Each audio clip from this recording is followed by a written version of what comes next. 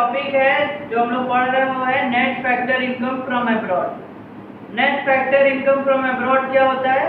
Factor income from abroad minus factor income to abroad. अब इसमें शब्द आ रहा है पहले तो फैक्टर इनकम। फैक्टर इनकम क्या होता है?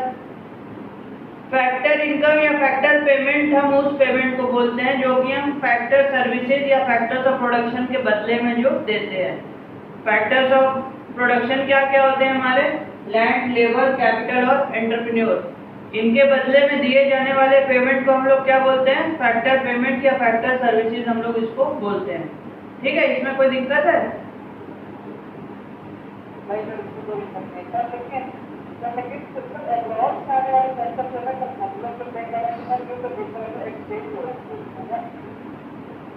अब्रॉड से आने वाले जैसे कि net factor income from abroad बोलते हैं ना, तो अब्रॉड आने वाले वहाँ से सर फैक्टर इनकम के मतलब जो हम लोग पेमेंट करते हैं ये तो कौन सा कुछ एक्सचेंज कहलाएगा?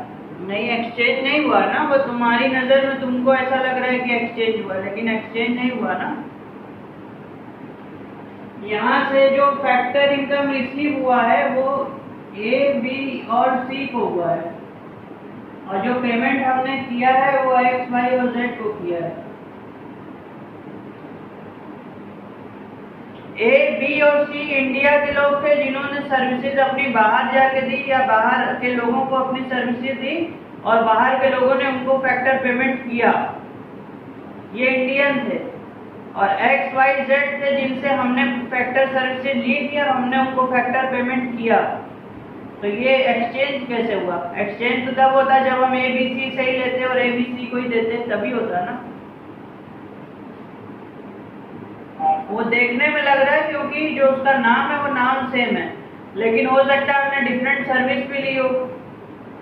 ए, बी और सी ने हो सकता है लेबर का काम किया हो या अपना लैंड दिया हो बाहर के लोगों को, और एक्स, वाई, जेड ने हो सकता है वहां से पैसा लगाया हो, कैपिटल लगाया हो, एंटरप्रेन्योरशिप उन्होंने किया हो यहाँ आके, तो वो उसके बदले में पेमेंट दे रहे हैं।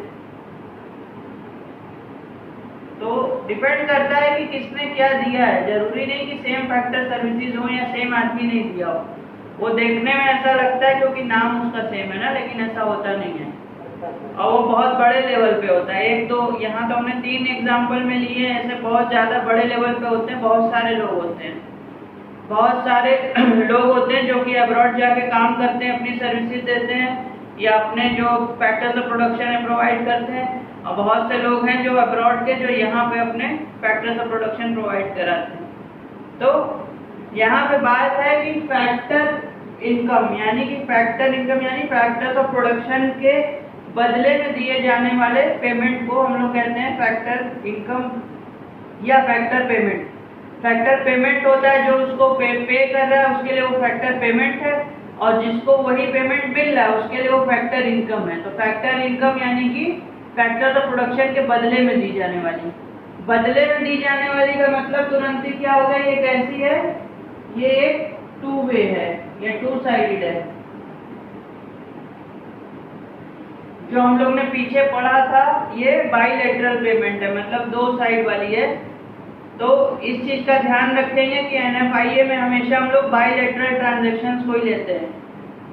जो 2 साइडेड ट्रांजैक्शंस होती हैं हम लोग उन्हीं को लेते हैं, मतलब एक हाथ से फैक्टर ऑफ प्रोडक्शन दिया तो दूसरे हाथ से पेमेंट लिया, बिना किसी सर्विस के दिए हुए, या यूनिलैटरल पेमेंट जो हम लोग ने पढ़ा था उसको हम लोग NFIA में कंसीडर नहीं करते हैं।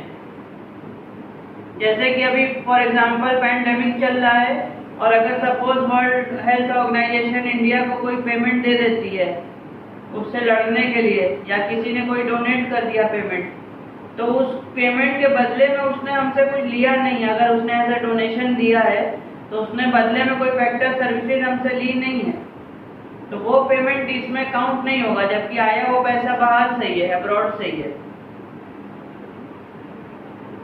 दूसरी चीज यहाँ पे अब्रॉड का मतलब क्या है? अब्रॉड का मतलब होता है rest of the world. India है, इंडिया के अलावा जितनी भी कंट्रीज है वो सब किस में आ जाएंगी? अब्रॉड में आ जाएंगी। तो अब्रॉड से आने वाला पैसा और अब्रॉड को जाने वाला पैसा, अब ये क्या है, अब्रॉड से आने वाला पैसा, फ्रॉम अब्रॉड माइनस अब्रॉड को दिया जाने वाला पेमेंट, या अब्रॉड को दिए जाने वाला फैक्टर इनकम। तो factor income from abroad minus factor income to abroad, जो भी पैसा बाहर से आया फैक्टर इनकम के रूप में उसको ऐड करेंगे, और जो भी हमने पेमेंट किया उसको हम लोग माइनस करेंगे। तो ये इसमें कोई दिक्कत है फैक्टर इनकम फ्रॉम अब्रॉड में? नेट मतलब है डिफरेंस, किसका किसका डिफरेंस, जो हमने पेमेंट रिसीव किया है और जो हमने पेमेंट किया है, इन दोनों के बीच का डिफरेंस हम लोग क्या कहते हैं, नेट। तो इसका मतलब वो net factor income. From abroad का मतलब कि जो रेस्ट ऑफ द वर्ल्ड से आ रहा है, रेस्ट ऑफ द वर्ल्ड से जो पैसा आ रहा है या रेस्ट ऑफ द वर्ल्ड को हम जो पैसा दे रहे हैं उसको हम लोग बोलते हैं net factor income from abroad. इन दोनों के डिफरेंस को हम लोग बोलते हैं net factor income from abroad. अब फैक्टर इनकम या फैक्टर पेमेंट हमने जैसा कि बताया क्या होता है, फैक्टर्स ऑफ प्रोडक्शन को दिए जाने वाले पेमेंट को हम लोग कहते हैं फैक्टर इनकम या factor payment. Factors of production क्या क्या होते हैं, लैंड, लेबर, कैपिटल और एंटरप्रेन्योर। अब इसको जानने के बाद हम ये देखते हैं कि एनएफआईए के कंपोनेंट्स क्या क्या होते हैं, एनएफआईए में क्या क्या चीजें होती हैं। तो net factor income from abroad में पहली जो चीज इंक्लूड होती है उसका नाम है नेट कंपनसेशन ऑफ एम्प्लॉइज। जो एम्प्लॉइज को कंपनसेशन मिला, यानी कि जो यहाँ इंडिया के लोग बाहर काम कर रहे थे उनको जो पेमेंट मिला, और जो यहाँ बाहर के लोग जो यहाँ आके काम कर रहे थे उनको जो हमने पेमेंट दिया, कंपनसेशन जो मिला यहाँ के लोगों को और कंपनसेशन जो हमने दिया, उन दोनों का डिफरेंस, यानी net compensation of employees. Compensation का मतलब क्या होता है, एक तरह से वेजिस, और वेजिस क्या होती है, लेबर को दिया जाता है, हम लोग लेबर को उसकी फैक्टर सर्विस के बदले में हम लोग क्या देते हैं, वेजिस। तो पहला कंपोनेंट जो एनएफआईए का है वो किससे रिलेटेड है, लेबर से रिलेटेड है। नेट कंपनसेशन ऑफ एम्प्लॉइज, दोनों तरफ के एम्प्लॉइज की कंपनसेशन का डिफरेंस, यानी जो भी कंपनसेशन के रूप में इंडिया में आया माइनस जो भी हमने कंपनसेशन के रूप में बाहर के लोगों को दिया, वो हो जाएगा नेट कंपनसेशन ऑफ एम्प्लॉइज। और कंपनसेशन क्या होता है, वेजेस होता है, मतलब ये किसकी बात कर रहा है, लेबर की बात कर रहा है। पहला कंपोनेंट लेबर से रिलेटेड है। दूसरे कंपोनेंट में क्या है, net income from property and entrepreneurship. Net income from property and entrepreneurship. Net income का फिर वही मतलब हो गया कि जो यहाँ से इनकम हुई, मतलब बाहर से हमें रिसीव हुई, माइनस जो बाहर को हमने पेमेंट किया, अब्रॉड को जो भी हमने पेमेंट किया। अब किसकी है, प्रॉपर्टी और एंटरप्रेन्योरशिप। प्रॉपर्टी क्या होता है, मतलब लैंड से रिलेटेड है, प्रॉपर्टी को हम क्या देते हैं, रेंट, और एंटरप्रेन्योरशिप को हम क्या देते हैं, एंटरप्रेन्योर को हम क्या देते थे, प्रॉफिट। तो रेंट और प्रॉफिट भी जो है वो इसी में इंक्लूडेड होता है। और कई बार एंटरप्रेन्योरशिप में अगर जैसे कोई है बाहर का एंटरप्रेन्योर है जो कि पैसा लगाया है, इन्वेस्ट किया, अगर उसने कैपिटल लगाई है तो उसको प्रॉफिट के साथ साथ यहाँ पे हम उसको इंटरेस्ट भी देंगे, तो वो तुम्हारे कैपिटल को भी कवर कर लेगा। मतलब कैपिटल का साथ इन्वेस्ट पे करना रहेगा। एंटरप्रेन्योर जो होता है अगर वो मतलब पैसे से भी सामर्थ्यवान है तो वो जरूर से जरूर अपनी कैपिटल भी खुद की ही लगाएगा, बाहर से लेकर के नहीं लगाएगा। अगर कोई एंटरप्रेन्योरशिप दे रहा है तो वो पैसा भी अपना ही लगाएगा। अगर उसके पास नहीं होता है तो भले ही वो कहीं से बोरो करके लगाए। इन एनी केस क्या अगर कोई एंटरप्रेन्योरशिप कर रहा है, यानी कि कोई भी बिजनेस कर रहा है, तो कैपिटल तो लगाएगा ही लगाएगा, कहीं ना कहीं से वो पैसा तो लगाएगा तभी कोई बिजनेस एक्टिविटी होगी, अदरवाइज बिना पैसे के तो कोई एक्टिविटी होती नहीं है। तो दोनों ही केस में प्रॉफिट और इंटरेस्ट जो है उसको दिया जाएगा। तो जो दूसरा कंपोनेंट है उसमें हमारे तीनों चीज कवर हो जाती है, लेबर, कैपिटल, लैंड, कैपिटल और एंटरप्रेन्योर का, तीनों हमारे उसमें कवर हो जाती है, जिसको हम लोग कहते हैं नेट इनकम फ्रॉम प्रॉपर्टी और एंटरप्रेन्योरशिप। प्रॉपर्टी का जो रेंट, मतलब हमारी प्रॉपर्टी जो बाहर वालों ने ले रखी है, अब्रॉड वालों ने, उसका जो रेंट हमें मिला माइनस जो यहाँ के लोगों ने बाहर प्रॉपर्टी ले रखी है और उसके बदले में रेंट दिया उसका डिफरेंस, और एंटरप्रेन्योर को जो प्रॉफिट और इंटरेस्ट होता है, यानी कि जो यहाँ के लोग काम कर रहे हैं बाहर के बिजनेस में अपना पैसा लगा करके काम कर रहे हैं और उनको रिटर्न जो मिला, माइनस जो हमने पेमेंट बाहर वालों को किया, बाहर वाले एंटरप्रेन्योर्स को जो हमने पेमेंट किया एज अ प्रॉफिट या एज अ इंटरेस्ट, उसको माइनस कर देंगे तो आ जाएगा हमारा net income from property and entrepreneurship. और फिर लास्ट होता है net retained earnings. Retained earnings क्या होती हैं? रिटेन्ड अर्निंग्स वो प्रॉफिट का हिस्सा होता है जो प्रॉफिट या एंटरप्रेन्योर्स या ओनर्स में बढ़ता नहीं है, उसको फर्म या बिजनेस अपने पास रख लेता है फिर से री इन्वेस्ट करने के लिए।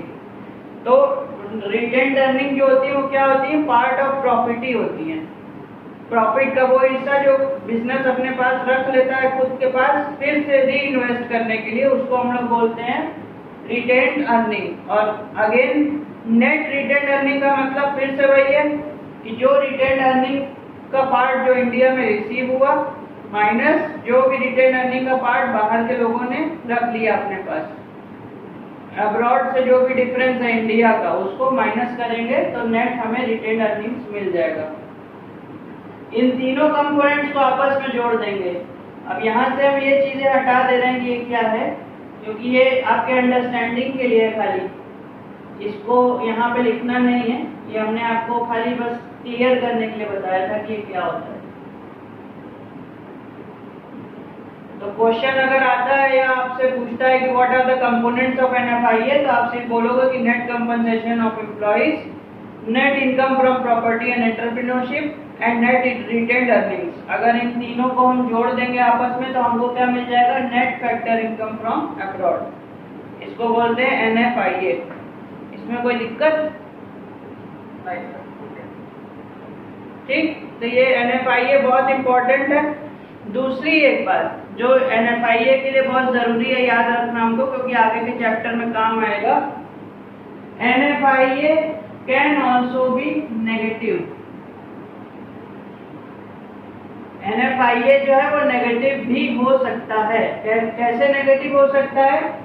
अगर net income paid to abroad ज्यादा हो जाएगी, यानी हमने जो पेमेंट किया है बाहर वो ज्यादा हो जाएगा और जो रिसीव किया है बाहर से वो कम होगा, तो एनएफआईए हमारी माइनस में आएगी या नेगेटिव आएगी। तो नेगेटिव एनएफआईए भी आती है, अक्सर आती है क्वेश्चंस में, तो कंफ्यूज नहीं होना है। सर मतलब सर बाहर से क्या सर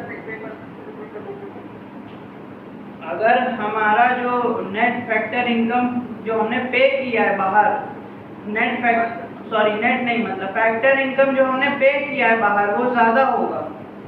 इसको हम ऐसे बता देते हैं, इसको हटा देते हैं, कंपोनेंट में तो कोई दिक्कत नहीं है ना? नहीं।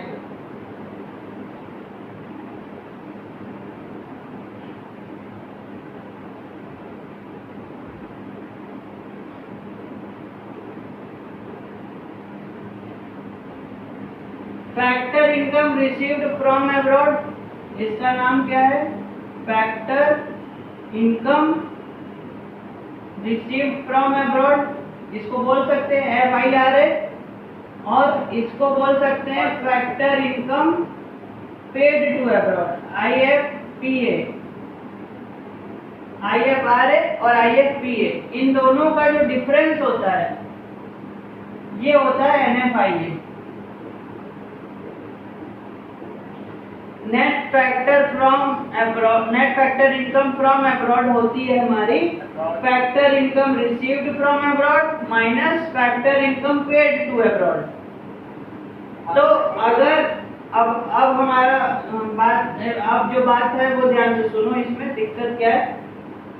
अगर ये ज्यादा होगा, रिसीव्ड वाला ज्यादा होगा और पेड वाला कम होगा, तब तो NFIA प्लस आएगा, हमारा पॉजिटिव आएगा, क्योंकि इसमें से इसको माइनस करना है। लेकिन अगर कभी कभी किसी केस में ये ज्यादा हो गया, हाँ सर, अगर sir factor income paid to abroad अगर ज्यादा हो जाएगा फ्रॉम अब्रॉड के तो माइनस हो जाएगा। अगर factor income paid to abroad ज्यादा हो गया और factor factor income receive from abroad कम हो गया तो ये जो है हमारा पॉजिटिव की जगह नेगेटिव आ जाएगा।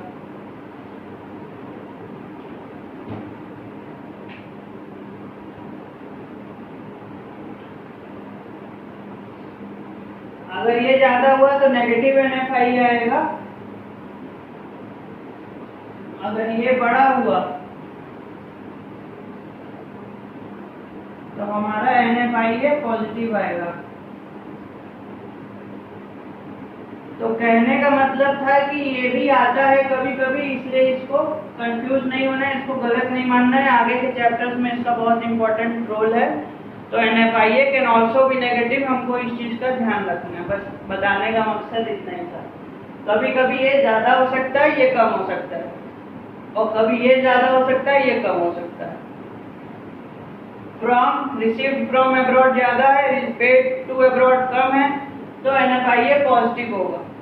रिसीव्ड फ्रॉम अब्रॉड कम है और पेड टू अब्रॉड ज्यादा है, तो NFIA नेगेटिव हो जाएगा। वो डिपेंड करेगा क्वेश्चन ऑफ सिचुएशन पे, उससे कोई मतलब नहीं है। ठीक, कोई दिक्कत इसमें? नहीं सर, ठीक है सर, क्लियर है सर। चलो।